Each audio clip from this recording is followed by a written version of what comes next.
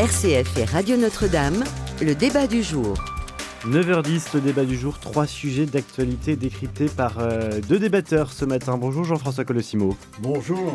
Essayiste, historien des religions, directeur général des éditions du Cerf, et Gérard Gachet, bonjour. Bonjour. Auteur de Jean-Louis Georgelin, le général de Notre-Dame. Vous êtes ancien directeur de la communication du ministère de la Défense et adjoint au maire du 16e arrondissement de Paris. Avec vous ce matin, on va évoquer la Syrie. Oui, qui a dirigé, Gérard Gachet, je crois, à la direction de Valeurs Actuelles, il y a une certaine période. J'ai travaillé au Figaro, puis à Valeurs Actuelles. Et Valeurs Actuelles. J'étais journaliste pendant 30 ans quand même. Exactement, ce qui explique aussi votre présence ce matin. Et puis je rappelle aussi que Jean-François a publié notamment Le Paradoxe persan, un carnet iranien, ce qui nous permettra aussi d'aller du côté de la Syrie. On va commencer d'ailleurs par ce sujet. Que se passe-t-il en Syrie? Où va ce pays? Les choses sont allées très vite et en plus, avec Notre-Dame de Paris, la réouverture qui a focalisé l'attention du monde entier, ce week-end a été riche en émotions. Eh bien, vous pouvez réagir à tout moment par mail direct@radionotre-dame.com ou direct@rcf.fr.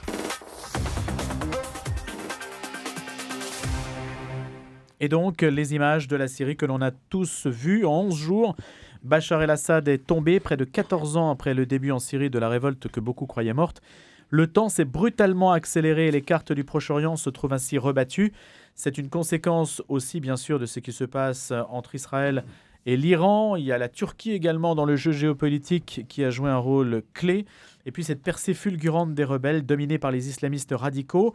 On va essayer de savoir ce qu'ils veulent, ce qu'ils peuvent faire, ce que les Syriens attendent dans les conditions qui sont les leurs. C'est extrêmement difficile avec des sanctions qui les affament quasiment. On a pu en parler à plusieurs reprises sur notre antenne. Jean-François Colossimo, Gérard Gachet. Jean-François. Non, ce qui se passe, c'est assez simple. Le régime de Bachar el-Assad était complètement résiduel. Personne ne pleurera la disparition de ce régime sanguinaire qui a véritablement poussé à la guerre civile pour se survivre et s'est survécu pendant 14 ans au prix de massacres inouïs au sein de la population syrienne, de la destruction du pays. Donc voilà. En même temps, nous sommes plus que dans l'expectative, puisque la force qui a balayé ce régime, qui encore une fois, a d'ailleurs été réduit à Damas, n'avait plus vraiment de vrai pouvoir, cette force, c'est une force islamiste, clairement islamiste. Le HTS, n'est-ce pas, c'est un mouvement qui dérive de Al-Qaïda, s'est opposé à Daesh parce que, en fait, c'est l'héritier du front Al-Nosra. Alors, entre Daesh et le front Al-Nosra, c'était le débat entre Trotsky et Staline. Daesh voulait faire l'islamisme international, répandre l'islamisme de façon internationale, tandis que Al-Nosra voulait faire l'islamisme dans un seul pays, la Syrie, ce qui fait d'ailleurs qu'Al-Nosra a bénéficié à un moment de l'appui américain, puisque Al-Nosra a avalé l'armée de libération syrienne, qui était, on va dire, le camp démocrate, mais vite, en fait, complètement gangréné par les frères musulmans à travers la Turquie. Alors, comment ça a pu se faire qu'au bout de 14 ans, ce régime tombe? C'est assez simple. Il y a eu un feu vert de la Turquie qui, de toute façon, avait établi, grâce à ce mouvement HTS, un protectorat à Idlib. Alors, quel est l'intérêt de la Turquie là-dedans? Mais c'est assez simple. C'est de renvoyer les 3 millions de réfugiés syriens que la Turquie a sur son territoire et de réprimer le mouvement kurde, d'empêcher la jonction entre les Kurdes de Syrie, les Kurdes d'Irak et les Kurdes de Turquie qui veulent fonder un Kurdistan, et d'occuper Alep et peut-être demain Mossoul, comme le désirait déjà Mustafa Kemal. La Turquie n'a jamais accepté en fait de perdre ses franges orientales dans le monde arabe au Levant. Ça a pu se faire. La Turquie a été surprise que ça réussisse si bien, parce qu'au fond, ni la Russie ni l'Iran, qui jusque-là soutenaient le régime, n'ont agi. Alors la Russie parce qu'elle est occupée en Ukraine, l'Iran parce qu'il a pris effectivement, je dirais, le recul qu'Israël a infligé au Hezbollah et au Hamas. Donc il y avait une fenêtre. Il y avait une fenêtre, mais juste pour finir, ne pensons pas que ce régime va réussir nécessairement à unifier tout le territoire syrien. Les Kurdes vont résister. Le pays alaouite, où la Russie a sa seule base en Méditerranée, va résister. Donc on pourrait avoir une situation libyenne ou en fait une libanisation de la Syrie. Et puis deuxièmement, si ce régime survit, on verra alors son véritable visage, qui pour l'instant est totalement inconnu en dépit de protestations, je dirais, démocratique, de paix et de partage. Juste pour finir, ce qu'on sait, c'est qu'à Idlib, les chrétiens, effectivement, pouvaient subsister dans une situation de dimitude, de second rang, mais évidemment, les cloches, les croix étaient interdites, toute visibilité chrétienne était interdite, et les messes avaient lieu sur déclaration préalable et surveillées par les miliciens. Gérard Gachet. Oui, je partage tout à fait ce qui vient d'être dit sur le fait qu'on ne peut pas pleurer la chute du régime syrien, qui était une dictature particulièrement féroce et sanglante. Et maintenant, il s'agit de voir quelles sont les conséquences. Et les conséquences, nous sommes sur Radio Notre-Dame, les conséquences d'une part pour les chrétiens, et puis d'autre part pour la France. Pour les chrétiens, on peut quand même être inquiet. J'entendais les chrétiens d'Orient qui déjà s'alarment. Et j'ai entendu ce matin une déclaration chez un de vos confrères d'un évêque syrien qui expliquait qu'à Damas, ce n'était pas uniquement la liesse populaire qu'on veut bien nous montrer, mais qu'il y avait des quartiers où les gens se restaient chez eux, se terraient un peu, se calfeutraient, n'avaient pas forcément de quoi manger ni boire d'ailleurs. Et donc la situation n'était pas du tout aussi idyllique qu'on peut le croire. Et on sait qu'à Alep, les chrétiens d'Alep, effectivement, ne vivaient pas ce rapprochement d'une façon très, très positive. Pour la France, on peut penser aussi que le nouveau régime, s'il se confirme effectivement et s'il tient, pourrait se traduire par, comme on l'a vu dans d'autres pays, l'Afghanistan et autres, par un exode d'une partie de la population venant éventuellement se réfugier en Europe et une partie en France. Donc, alors que le régime dit à sa population de revenir, la population exilée, puisqu'il y a à peu près 10 millions de Syriens qui vivent en dehors de Syrie.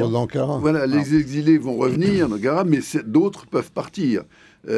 Qui ne se sentiraient pas bien, si j'ose dire, dans le cadre de ce nouveau régime. Donc, les conséquences sont encore une fois, pour l'instant, difficiles à discerner, mais pas forcément positives pour la France. Jean-François Collet-Simon. Sur le risque d'émigration, d'abord, il faut savoir quand même qu'il y a à peu près, quasiment aujourd'hui, un Syrien sur deux qui vit déjà en dehors de Syrie et pas forcément, qui n'a pas traversé la Méditerranée, forcément.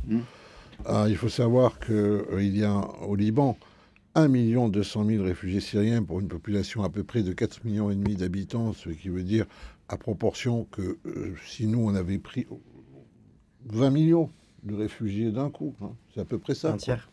Ouais.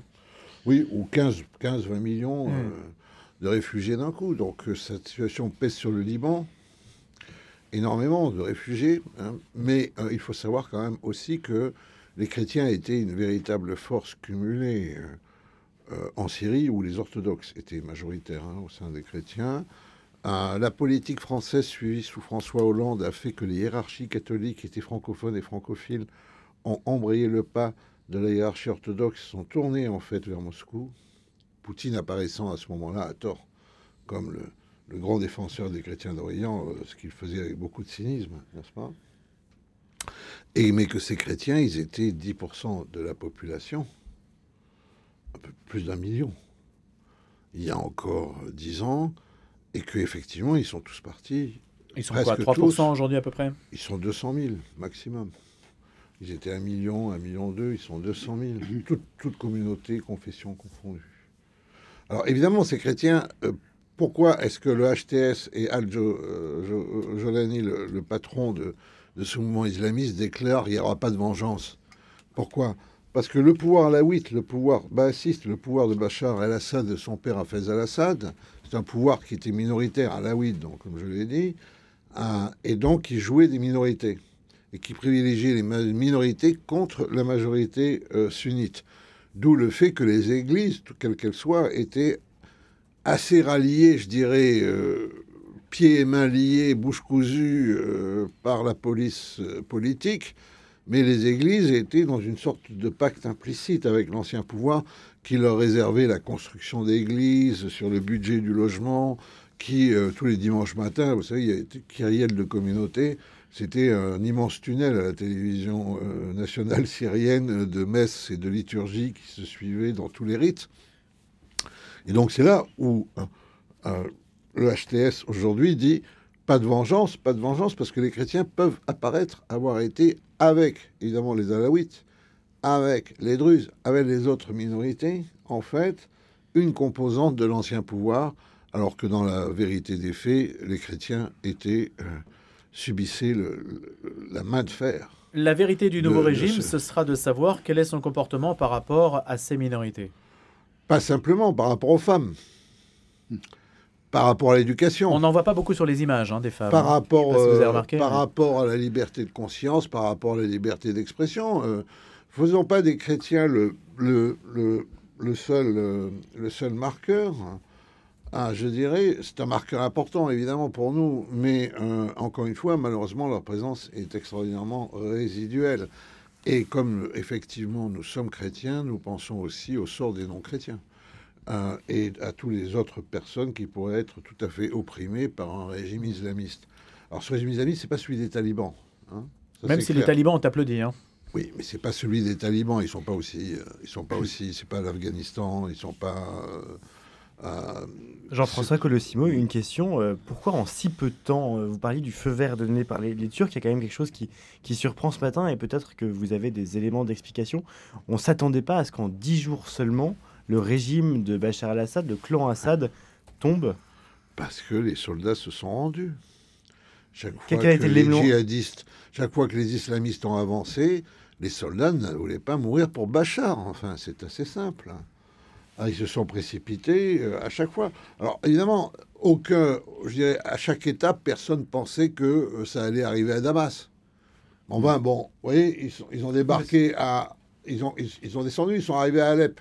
À Alep, les soldats se sont rendus, ils se sont dit, on va pas mourir pour Bachar. Il faut voir dans quel état est la Syrie depuis... État économique ?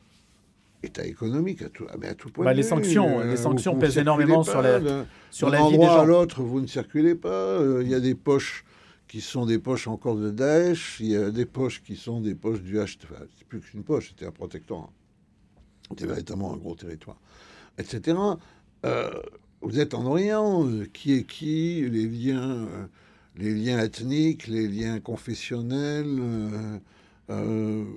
la misère depuis 14 ans, les massacres. Arrivent des types là qui débarquent, qui, eux, je dirais, ont l'envie de conquérir. Et vous n'avez pas le désir de défendre. Défendre quoi ? C'est la question. C'est toute la question. Gérard Gachet, défendre quoi ? Et là, c'est tombé comme un château de cartes. Mais c'est souvent le cas dans ces dictatures qui finalement tiennent à très très peu de choses. Elles tiennent à... En particulier, même si l'Iran conteste le fait d'avoir soutenu Bachar el-Assad et qu'il ait demandé de l'aide à l'Iran. Gérard Gachet. Oui, sur l'attitude des nouveaux dirigeants et leur politique, leurs décisions d'avenir, moi je n'oublie pas qu'il y a une constante dans l'islamisme, quelles que soient ses branches et ses filiales. Il y a une constante qui est la dissimulation, la taqiyya, qui est recommandée quand on ne peut pas faire autrement. Et j'ose espérer que les déclarations rassurantes des nouveaux maîtres de la Syrie ne constituent pas une forme de taqiyya et qu'on ne va pas s'apercevoir dans quelque temps, comme ça a été le cas ailleurs, en réalité, nous avons affaire à des islamistes, alors à leur façon syrienne, mais des islamistes réellement purs et durs et qui imposeront la charia et un certain nombre de règles que l'on connaît bien sur le territoire syrien.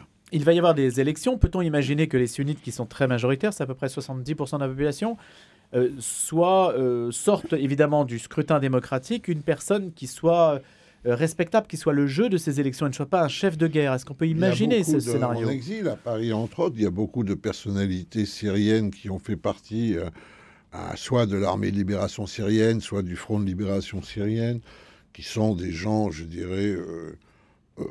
d'une forme de modernité politique, qui ont des accents nationalistes, parfois sociaux, tout un héritage du panarabisme, enfin, etc. L'un d'entre eux peut servir effectivement de cache-nez au véritable pouvoir. Le véritable pouvoir, c'est celui des armes. Aujourd'hui, et ça va être pendant longtemps comme ça. Encore une fois, pour autant qu'on arrive à reconstituer...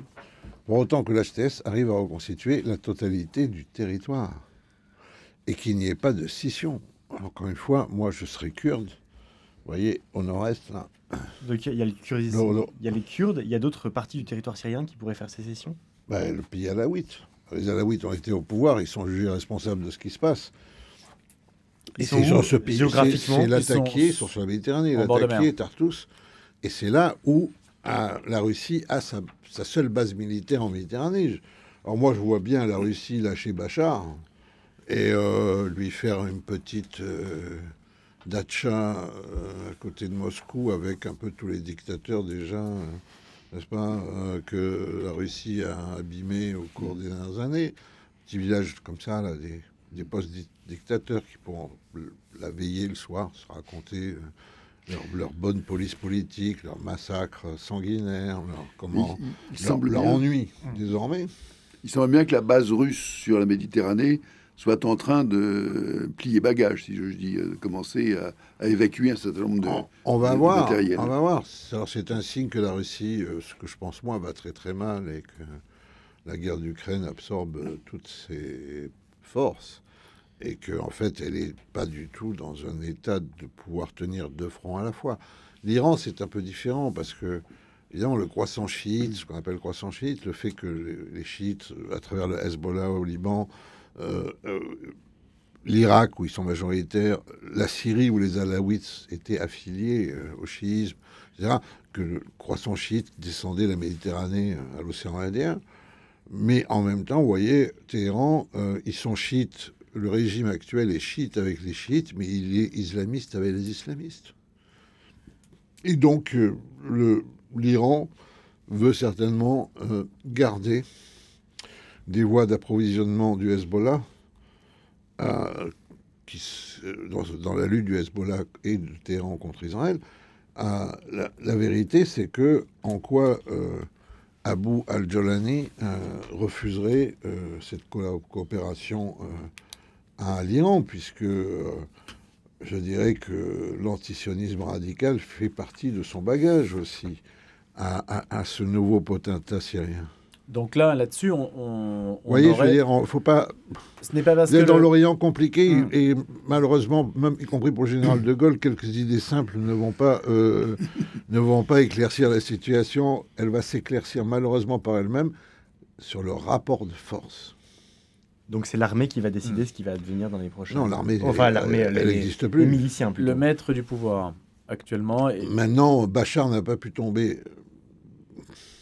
Sans être lâché. Damas n'a pas pu tomber sans que les services secrets syriens n'aient en fait rallié. Ils étaient puissants?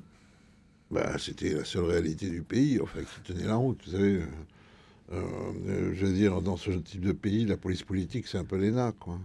Enfin, je veux pas être disqualificatoire ni pour l'ENA ni pour cette police politique d'ailleurs, parce que ces polices politiques marchaient extraordinairement. C'était l'État, c'était la colonne vertébrale de l'État. Donc à un moment, ils ont dû choisir. Ils ont dû choisir la rébellion parce qu'elle était plus forte. Et ils ont lâché Bachar, ce qui veut dire que vous aurez juste, comme en Irak, un petit mélange baassiste, islamiste. Jean-François Colosimo, Gérard Gachet, le débat du jour.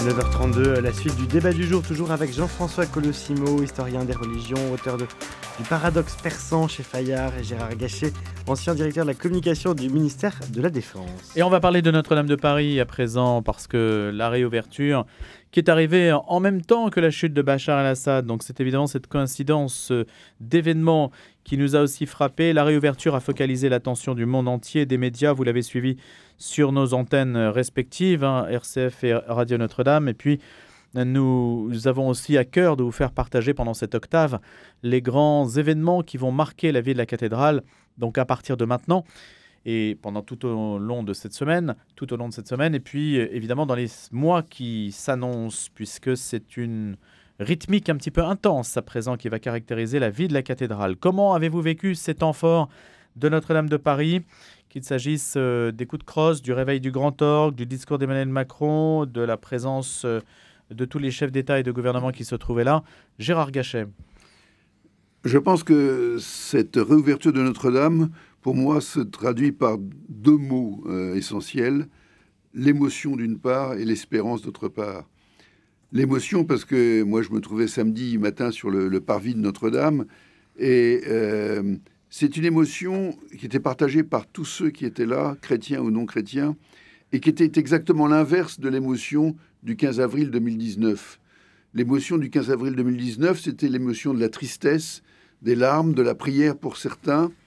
Et là, c'était l'émotion de la joie de retrouver la cathédrale de Paris, de la France, donc un élément essentiel de la vie catholique et chrétienne de notre pays. Et puis l'espérance, parce que tout ça a quand même montré que notre pays, qui a toutes les faiblesses que l'on connaît et que l'on décrit si souvent, est encore aussi, par moments, un grand pays capable de grandes choses. Et cette résurrection de Notre-Dame, puisqu'on l'a souvent baptisée ainsi, en 5 ans, chose que l'on disait impossible, l'a prouvé. C'est aussi un des témoignages, un des héritages que laissera, je crois, le général Georgelin, qui a été pendant 4 ans à la tête de ces travaux de reconstruction et de rénovation de Notre-Dame. Et voilà, c'est pour ça que je pense que c'est important à la fois l'émotion et l'espérance que laisse cette réouverture de Notre-Dame de Paris. Y a-t-il un moment qui vous a touché davantage ? Oh, bien sûr, entendre, comme beaucoup de gens, le bourdon, le grand bourdon de Notre-Dame, Emmanuel, résonner, parce que c'était plus que symbolique, parce que le bourdon, à un moment, le soir de l'incendie, vers 21h30, 22h, lorsque la tour nord, où sont les autres cloches, est gagnée par le feu, et que les pompiers ne savent pas s'ils vont parvenir, il faut renvoyer des gens dans les tours et les beffrois pour combattre l'incendie sur place, puisque du sol, on n'arrive pas à le maîtriser. C'est le plan que présente le général Gallet, commandant la brigade des sapeurs-pompiers de Paris. Il présente ce plan au chef de l'État, chef des armées, qui lui dit allez-y. Et donc on renvoie une 20aine d'hommes dans les beffrois pour vaincre cet incendie. Eh bien, si l'incendie n'avait pas été vaincu, la tour nord, avec les 8 cloches, si le beffroi s'effondrait, les cloches tombaient, et ça entraînait de l'autre côté la tour sud, qui n'aurait pas manqué de s'écrouler ensuite, avec le bourdon, et son poids absolument gigantesque. Donc c'est un vrai signal, une vraie émotion d'entendre de nouveau ce bourdon résonner. C'était la preuve que l'incendie était vraiment définitivement vaincu. Le bourdon rescapé de Notre-Dame. Jean-François Colosimo. Non, je crois que tout a été dit et tout vient d'être redit avec bonheur. 2 choses. Il est évident tout de même que ce qui a été marqué de manière prioritaire, c'est un peu ce petit miracle, petit parce que les miracles c'est tout à fait autre chose. Donc là, c'était un miracle de la volonté. Au passage, d'ailleurs, la volonté du président de la République, qui montre aussi la force des institutions, parce qu'il fallait son attachement personnel pour réaliser cet exploit à un temps si court, n'est-ce pas ? Et ça montre donc que quand l'État veut, il peut. Ça me semble important. Mais malgré tout, aux yeux du monde entier, c'était Paris, mais c'était aussi la liturgie. C'est la liturgie qui a été prioritaire, n'est-ce pas, dans la réouverture. Alors après, il y a eu tous les commentaires, évidemment, sur la splendeur des travaux, la qualité des métiers, la rapidité de l'exécution, etc. Mais malgré tout, le monde entier a regardé, en fait, l'inauguration d'une église menée par un évêque entouré de ses prêtres, autour d'un autel. Ça me semble très important parce que Notre-Dame a été rendue à sa véritable fonction, qui est une fonction liturgique et non pas muséale. Voilà. Le deuxième point qui me semble important, c'est que, comme je l'ai dit, c'est la volonté du président de la République, comme jadis ou naguère, il y avait la volonté d'autres présidents, d'autres régimes républicains, ou la volonté des rois de France, n'est-ce pas, qui a permis cette restauration si rapide. Rien facile, si rapide. C'est lui d'ailleurs qui a choisi un général pour mener les travaux. Je veux dire, avec plutôt judicieusement. C'est lui qui a fait les choix, mais il n'a pas payé. Ce sont des mécènes privés qui ont tout payé. L'État n'a pas versé un centime. Oui, très bien. Et alors, si les riches paient, pourquoi pas ? Et s'ils pensent s'acheter comme ça un petit morceau de paradis, peut-être qu'ils seront détrompés, mais ils ont essayé. Vous êtes indulgent. Oui, absolument. Je suis plutôt pour. Et donc, mais le deuxième point, c'est que ça a été aussi une réunion de chefs d'État. Et quand même, ce moment d'espérance dont vous parlez a raison. La photographie à l'Élysée de Trump, le président Macron au milieu, Zelensky de l'autre côté, ça n'était pas rien non plus. Et on a vu que cette France, dont le centre finalement historique, l'épine dorsale, et cette foi chrétienne, elle s'est aussi mariée à cela des espérances de paix, des soutiens contre la barbarie, etc. Tout ça d'un même mouvement articulé, spirituel, temporel. Dernier point, la gloire du Moyen-Âge, ça a été de savoir concilier l'universel et le particulier. C'est pour ça qu'il n'y a pas de signataire de Notre-Dame, que tout le monde s'y était mis. C'était le règne des corporations, c'était le règne des compagnons, c'était le règne des ordres, le règne des congrégations. C'est le collectif et le singulier ne s'opposaient pas. Et là, on a refait cette expérience, avec tous ces corps constitués, les pompiers, les architectes, les maçons, etc., qui a refait Notre-Dame? Une communauté de destin. Tout le monde, en fait, tous ceux qui ont contribué. Tout le monde. Petits et grands. Tout le monde. Ça, je crois que c'est très important aussi de retrouver ce sens-là. Voilà. Même Jean-Louis Georgelin, à qui on aurait pu attribuer le mérite de la rénovation, malheureusement est disparu pendant le chantier. Et donc on ne peut même pas à un seul homme affecter la qualité du chantier. Il ne l'aurait pas souhaité lui-même, parce que Jean-Louis Georgelin pouvait être par moments extrêmement fier de sa mission, mais il était aussi très humble. Et il avait dit que le jour de la réouverture, parce qu'il s'imaginait qu'il y serait, et il avait dit, ce jour-là, j'ai peur qu'on oublie le travail accompli par tous les gens, les bâtisseurs, les compagnons, les artistes, les artisans.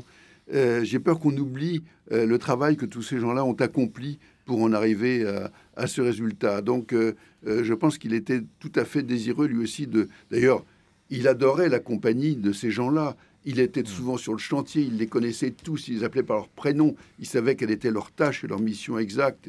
Je reviens une seconde sur ce que vous avez dit sur l'action du président de la République. Et ce n'est pas un jugement politique que je porte, oui, mais il est certain que Emmanuel Macron a fait une série de bons choix à cette époque-là. Le choix d'abord d'envoyer les pompiers, ce qu'on disait, de donner son accord au général Gallet pour renvoyer les pompiers au péril de leur vie, mais ils étaient tous volontaires dans le beffroi. Dès le lendemain, c'est l'Élysée qui appelle le général Georgelin, probablement à l'instigation ou sur la suggestion du chef d'état-major particulier d'Emmanuel Macron, qui était l'amiral Rogel, et qui connaissait très bien Georgelin, avec qui il avait travaillé à l'état-major des armées. Donc dès le lendemain, il y a un appel. À 18h le mardi, donc le lendemain de l'incendie, le général Georgelin est à l'Élysée et rencontre Emmanuel Macron. C'est probablement de cette rencontre qu'est venu le délai de 5 ans, annoncé le soir même par le président de la République, parce que Georgelin lui a dit, c'est très bien de donner une mission, etc., mais il faut fixer des délais, sinon ça fait partie de l'art du commandement. Et enfin, dès le mercredi, donc le surlendemain de l'incendie, première réunion du Conseil de crise à l'Élysée, où on annonce, et Georgelin est là, qu'il sera le chef, le responsable de la reconstruction de Notre-Dame. Il y a un petit regret du côté des archéologues de ne pas avoir prolongé les fouilles qui ont permis de faire remonter le jubé. Et parce qu'il fallait tenir ce délai des 5 ans, les morceaux se trouvent, paraît-il, dans une très belle exposition qu'il me revient d'aller voir et que, paraît-il, il faut absolument voir, qui est au musée de Cluny. Mais on aurait pu aller plus loin là-dessus et peut-être continuer. Oui, enfin, surtout, moi, en tant qu'orthodoxe, le jubé qui montre que... Ça devrait vous toucher. L'Occident savait à une époque un peu ce qu'était une iconostase. Bien sûr. Bon, alors maintenant, écoutez, le problème quand même, c'est qu'il y a des villes dans le monde où il n'y a quasiment pas de métro, où le métro est très restreint, parce qu'on ne peut pas donner un coup de pioche sans que tout s'arrête, parce que les archéologues demandent à pouvoir inspecter Athènes, Rome, vous voyez ce que je veux dire? Bon, donc il y a un droit de l'archéologie, évidemment. Je crois qu'il a été satisfait autant que possible. On ne pouvait pas non plus, vous voyez, encore une fois... Notre-Dame, c'est pas un musée, c'est pas un vestige. On n'arrivera pas... Quel est l'état originel de Notre-Dame? Mais on n'en sait rien. il fallait revenir à quoi? Au XIIIe, au XIVe, il fallait revenir au XVIe, il fallait revenir au temps de Louis XIV qui a fait abattre l'ancien hôtel pour faire le nouvel hôtel, conformément à la volonté de son père, Louis XIII, pour vouer la France, n'est-ce pas, à la protection de Notre-Dame. Il y a un moment où il faut savoir, je dirais, se réinscrire dans le temps pour pouvoir se raccrocher à l'histoire. Et on ne peut pas faire une histoire idéale parce que ça n'existe pas, parce que Notre-Dame n'a pas cessé de vivre au rythme de la nation, du peuple. Le peuple a vécu autour d'elle, la nation a vécu autour de Notre-Dame aussi. C'est tout cela, vous voyez, qui, je crois, compte. Et ce qui comptait, c'était effectivement tout de même, voilà, de voir l'archevêque de Paris frapper à la porte, les clés. Qu'est-ce que... Ça sont les images qui vous ont marqué, Jean-François? Bah, bien sûr. Bah, bien sûr, elles ont été marquantes. Et le monde entier bien sûr, a vu ça. Cette volonté de tenir les délais a eu aussi des conséquences positives. Je pense notamment à la querelle ou la polémique sur la reconstruction de la flèche. Ouais. On avait parlé de faire un geste architectural moderne, etc. Le général Georgelin s'y est opposé, pas tellement pour des raisons d'esthétique ou d'architecture, mais lancer un geste architectural, ça voulait dire organiser un concours, attendre que des architectes soumettent des projets, organiser un jury, réunir le jury, faire un vote, décider... Tout ça, c'était des mois de perdu. C'est une des raisons pour lesquelles le général Georgelin a cherché à ce qu'on reconstruise à l'identique pour ne pas perdre ce temps-là. Il y avait une bonne raison aussi, c'est que depuis Viollet-le-Duc, qui s'était permis à peu près tout et son contraire. Y compris de mettre sa tête. Oui. Et il y avait quand même des lois et des conventions internationales sur le fait que l'état du patrimoine, quand on rénove, on reprend l'état immédiatement antérieur et on ne va pas chercher, etc. Mais il y a aussi des obligations de ce point de vue-là pour la flèche. Il y avait même une notion, je crois, attachée au patrimoine, au droit moral des héritiers de Viollet. Enfin, c'était très compliqué.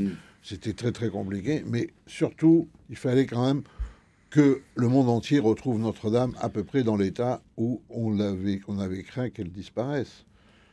C'était ça, de retrouver... Alors, la flèche de Viollet-le-Duc, c'est peut-être pas la flèche la plus heureuse qui soit. Elle twist le bâtiment, je dirais, en le transportant d'un gothique à l'autre, en mélangeant. Mais bon, c'est comme ça. Il y a un moment où c'est comme ça. Alors, vous avez parlé, raisonnable. Avant de passer à notre troisième sujet, qui est en lien quand même avec Notre-Dame de Paris, puisque vous avez parlé d'œuvres collectives. Aujourd'hui, on cherche pour la nation un second souffle. Après Michel Barnier, on va parler de l'aspect politique. Simplement, est-ce qu'il aurait fallu, par exemple, pour rester dans l'esprit de cette œuvre collective, que les concours, alors vous avez parlé de la flèche, mais les concours sur le mobilier liturgique, tous les concours sur les vitraux, pourquoi pas, soient en fait guidés par l'anonymat? Est-ce que c'est quelque chose qui aurait correspondu en fait à l'esprit de la cathédrale pour éviter une sorte de surenchère sur la notoriété qu'on peut prêter à tel ou tel artiste? C'est juste une suggestion, une question. Oui, alors, parce que vous avez bien insisté là-dessus en disant alors l'anonymat, garder l'anonymat aujourd'hui, ça aurait déclenché une espèce de cluedo journalistique, tu vois. Et puis pourquoi en plus, les styles s'identifiaient assez facilement. Moi, je vois que l'anonymat, normalement, vous voyez, par exemple, l'iconographie dans le monde orthodoxe, je vais le dire, parce que tout le monde a ses petits défauts. Bah, bien sûr que l'icône est anonyme, puisque l'icône c'est pas une peinture subjective, c'est censé retranscrire une contemplation de l'invisible dans son objectivité, en quelque sorte, n'est-ce pas? D'où la perspective inversée. Donc, on a quelques iconographes célèbres, mais souvent c'était des écoles, des ateliers, et voilà, il y a des tas d'icônes, en fait. Mais aujourd'hui, par exemple, dans des pays comme la Grèce, des gens font métier d'iconographe, et ils signent leurs icônes, ce qui est... une horreur absolue. Mais horreur dans l'horreur, il y en a qui mettent aussi leur numéro de téléphone en dessous de leur signature sur l'icône au cas où vous voudriez en commander une autre, alors que l'icône ne se reproduit pas. Je raconte ça pour dire simplement que non, dans une société telle que la nôtre, du spectacle, etc., de la communication, il aurait été très difficile de tenir cet anonymat. En revanche, on peut se tenir en retrait, comme l'a fait quand même avec plutôt bon goût Castelbajac, qui est à l'origine des vêtements liturgiques. Et Bernard Arnault, qui était un des principaux donateurs, qui était très discret dans le fond de l'Église. On peut être discret. Le débat du jour, nous sommes toujours avec Gérard Gachet et Jean-François Colossimo à tout moment. Vos questions par mail direct@rcf.fr et direct@radionotre-dame.com. Et donc, après une courte trêve consacrée à Notre-Dame de Paris, Emmanuel Macron reprend ce matin ses consultations politiques à l'Élysée, 5 jours après la censure de Michel Barnier, afin de nommer au plus vite un nouveau Premier ministre. De nombreux écueils demeurent avant l'annonce encore des tractations. Eh bien, le chef de l'État s'apprête à recevoir tour à tour des députés indépendants du groupe Lyot, des chefs des écologistes emmenés par Marine Tondelier, suivis des communistes autour de Fabien Roussel. 3 rencontres censées durer 1 heure chacune. À partir de... elles ont commencé, puisque ça a commencé à 9 h.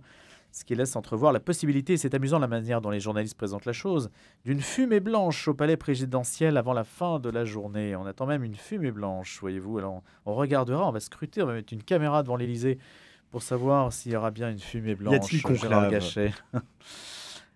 Je ne sais pas ce qu'on entend par fumée blanche, parce que nous sommes quand même dans une situation qui découle directement de cette dissolution tout à fait incompréhensible décidée par le président de la République, et donc qui a donné des élections législatives et une assemblée sans majorité. Donc, qu'est-ce qui peut sortir de là ?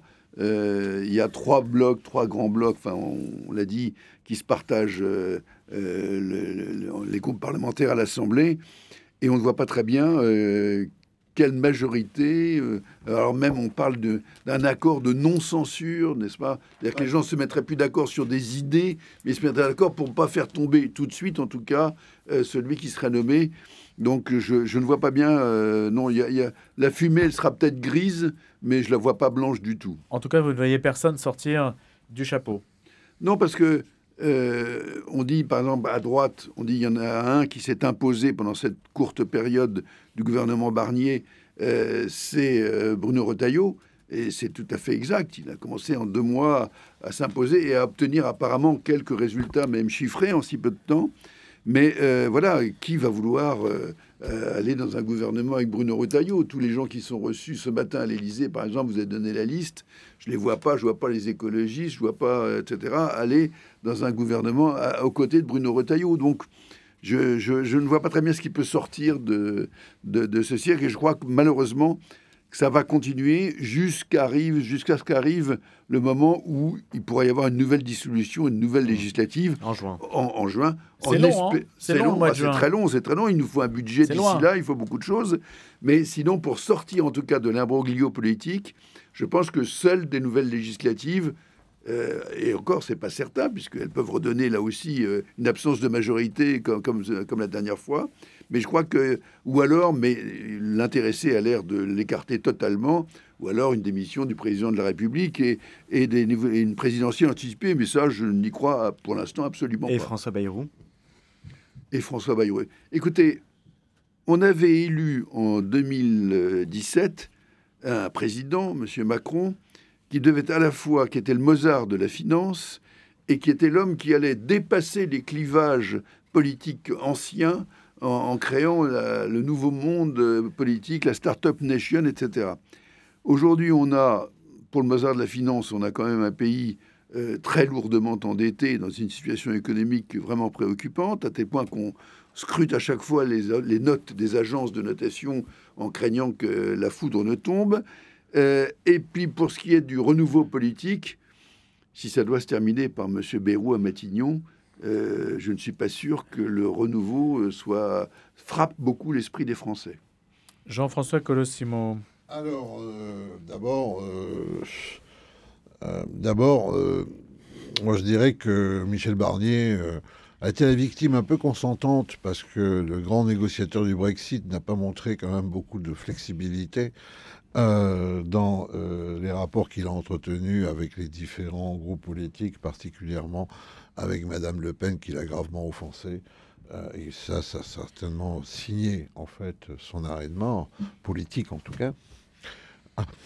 Mais bon, l'élimination de Michel Barnier, ça relève du psychodrame. Ça y est, tout le monde s'est fait peur, tout le monde s'est retenu au bord du précipice. Il y a un sentiment de gueule de bois. le déblocage des socialistes immédiat, comme d'un coup s'ils avaient pris mesure d'une réalité qu'ils niaient jusque-là, à savoir qu'il faut quand même un gouvernement à la France. Ils se sont rendus compte qu'il était temps de se départir de M. Mélenchon. La rassurance que leur a apporté Emmanuel Macron en leur disant qu'il ne démissionnerait pas.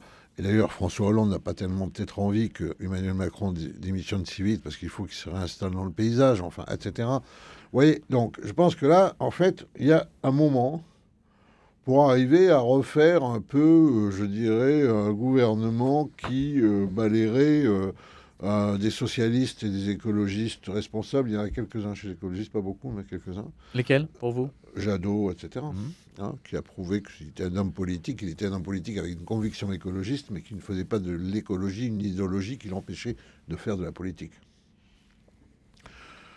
Donc des écologistes, socialistes, ensuite toute la nébuleuse centriste, Horizon, enfin, etc., jusque à LR. Bon.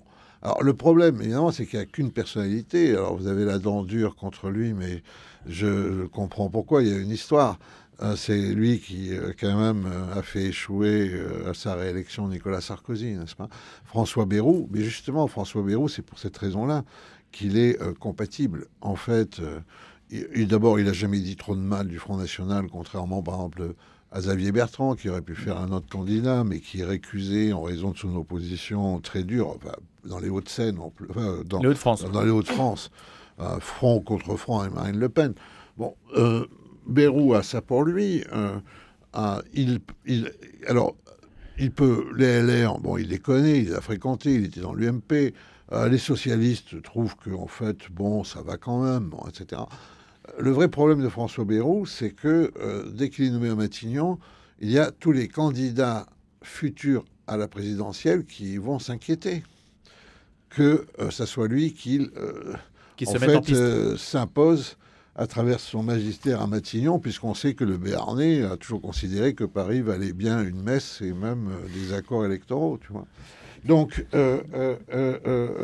mais c'est quand même le personnage de la situation.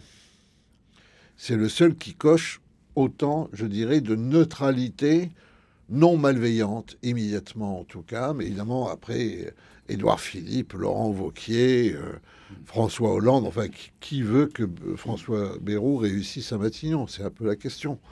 Ensuite, on a vu quand même ce week-end un président de la République qui était tout à fait en train d'agir de manière internationale, avec beaucoup de brio et de talent. Il fallait réunir Donald Trump et Zelensky, pas simplement qui se serrent la main dans un couloir de l'Élysée, mais qui se parlent. On a vu une France forte en Europe, en dépit de tous ces déboires financiers qui sont terribles, enfin, etc.